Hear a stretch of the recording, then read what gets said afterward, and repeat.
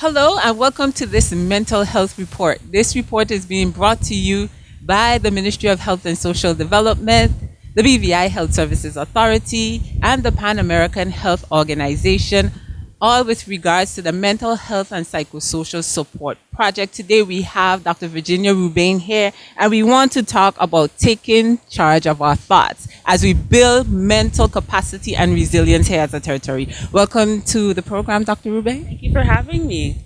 Now, taking charge of your thoughts. I think this is a good topic, and I want you to start us off by telling us how important is our thoughts to our mental health. Okay, so it's very helpful to imagine a triangle. So at the left side of the triangle, you have your thoughts. At the apex at the top are your feelings, and at the other corner on the right is your behaviors, your actions. Our thoughts influence our feelings, and our feelings inform our behaviors. So when we're in control of our thoughts, then we have a better capacity to regulate our emotions and act appropriately. But as you know, persons have a hard time controlling our thoughts. Why is it? Why can't we get a firm grasp on our thoughts? I think the reason persons have trouble controlling their thoughts it's because they're not perceiving their thoughts. And we're in a society now that's very interesting because we're promoting mindfulness, we're promoting more introspection and insight, but in actuality, we're not teaching people how to be more mindful. So very often people have thoughts that engender certain emotions, and it's not until they're experiencing the consequences of their behavior that they realize that they had an inappropriate or inaccurate thought in the first place. So in order for us to get a grip on the other two, we have to actually practice mindfulness and understand what's going on inside our minds, to include past traumatic memories, stinking thinking, all the list of things that influence us on a daily basis. I'm glad that you mentioned thinking, because for a lot of people, their mind usually go or, they usually adapt to those negative thoughts first. So why is it that the negative thoughts that we're having usually are the thoughts that manifest? Because biologically, we tend to respond more to the negative than we do the positive. So think about the whole fight or flight response when something shocking or traumatic happens. We get more of a physiological response to those types of events than a noticeable physiological response.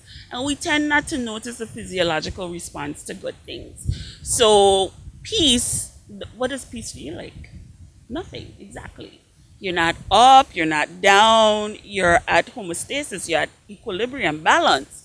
And you may not perceive that the way that you would perceive anger or rage or disappointment or hurt. So I think we've been trained, especially in this world that we're living with social media. If you look at the news now, everything is about shock value, shock and outrage, shock and outrage, shock and outrage. And the other day I was watching an interview. They were interviewing a producer for CNN, and he said that that's the only way people tune in, when the stories are shocking and outrageous. So I think the same thing is happening with our thoughts. We're only tuning into the shocking and outrageous ones. Wow, that's deep. Because when we're talking about thoughts too, we definitely have to talk about suicidal thoughts. And if we're only tuning in to the stuff that appeal to the anger or the lowest point in our life. Now let's talk about these suicidal thoughts. Why persons, or what would make somebody low to the point where they actually contemplate in taking their own life? Suicidal thoughts are really an alarm and a warning that you find it difficult to live with yourself. You find it difficult to tolerate your own thoughts, your own feelings, your own behaviors. And it's usually the end process of many years of psychological distress that probably wasn't managed appropriately or was completely ignored. So we have a lot of walking wounded who are exhausted, and the idea of continuing to be a walking wounded doesn't appeal to them, and so they give up on themselves. So are there any signs, because you don't know somebody is actually having those thoughts sometimes until they attempt or are successful in taking their own lives? Are there any signs that we should look out for in children, in the elderly, in adults that they might be experiencing suicidal thoughts? Well, the first thing that you have to look at is a person suffering from depression. And depression is usually the precursor. Chronic, prolonged, untreated depression is usually the precursor to suicidal ideation. So sometimes we hear people say, talk about how life would be if they weren't here. If they could just check out now, they would be happy. So we would call it transient ideation. Some people express intent, if I get a chance, I will just end it all. Like, I intend to do this. I just need to find a will and a way. And then there's plan. So there's suicidal ideation, and then there's intent, and then there's plan. I think the people who are closest to the persons who are having this ideation tend to pick up on the signs and symptoms very early, but they're in denial because we don't want to contemplate um, a loved one thinking about taking their own lives. But I think the biggest barrier is that people don't want to take them to get help. That's the biggest barrier. They're not concerned that the person may actually take their life.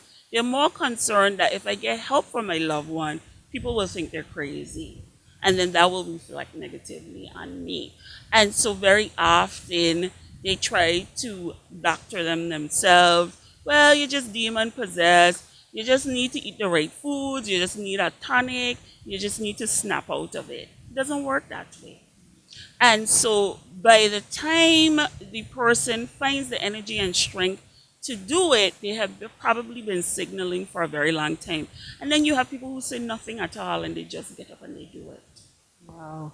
And do you think we're still living in that time where people are opposed to seeking, mental wellness help? You think we're still there? We're not at a place with all this education going out, talking about promoting mental wellness, talking about building resilience and all of that. You still think that we're at a place as a society where we're afraid to seek mental health?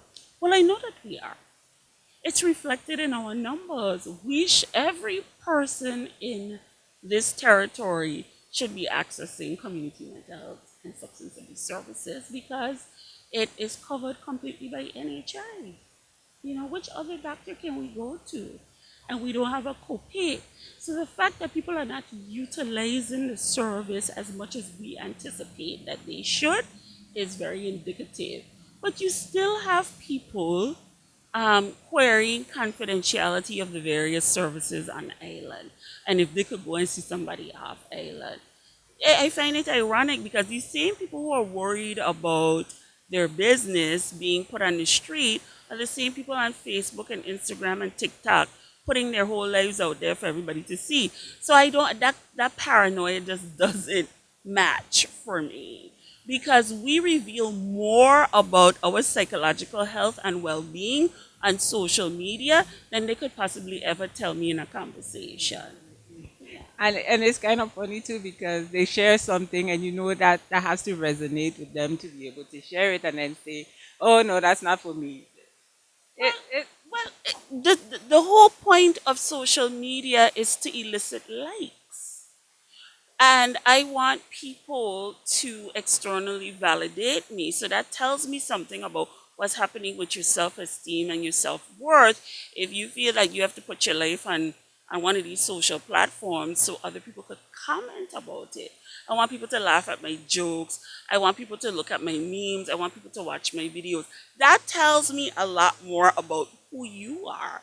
And I love the rationalization. My social media persona isn't me. Oh, yes, it is. That persona is an aspect of your psyche. So this idea that the services aren't confidential and people gonna know my business, they already know it because you put it on social media. Sorry. definitely. So, Dr. Rubaine, I want to thank you basically for coming on the program today and giving some light to this very serious topic. I mean, I don't know where we are at as a community when it comes to suicides and attempted suicides. I don't know if you can share anything about that. But before I let you go, I want you to give us some tips. You can comment on that, and then I want you to give us some tips about how we could control our thoughts, what we can do, I don't know, as parents, looking out for children or caring for the elderly to make sure that, we are taking charge of our thoughts and we're building mental wellness by controlling our thoughts. Well, statistically, I can tell you that our numbers for suicide here in the Virgin Islands, praise the Lord, are very low. In terms of attempted, we don't have that data because if people don't come in for services, then we will never know that they attempted. But we get transient reports from the community. I know of somebody who did this, but that person isn't brought to us. So we don't really have any data to substantiate whether or not suicidal ideation is high or low. I suspect it's quite high and underreported. Tips for controlling your thoughts: get out of thinking traps. The definition of insanity for the listening audience is doing the same thing over and over and expecting a different result. If you are having the same feelings over and over and over again, it's time to look at those thoughts that are creating those feelings and address those thoughts. Are they factual? Are they based on any evidence or data? Who told you? Right? And we can change negative thoughts by radically changing our behaviors. So if you don't want to have negative thoughts, engage in positive behaviors and positive behaviors that have lasting effects beyond the next drink or the next sailing party or the next club, or something that is more sustaining and actually provides care for you. Wonderful.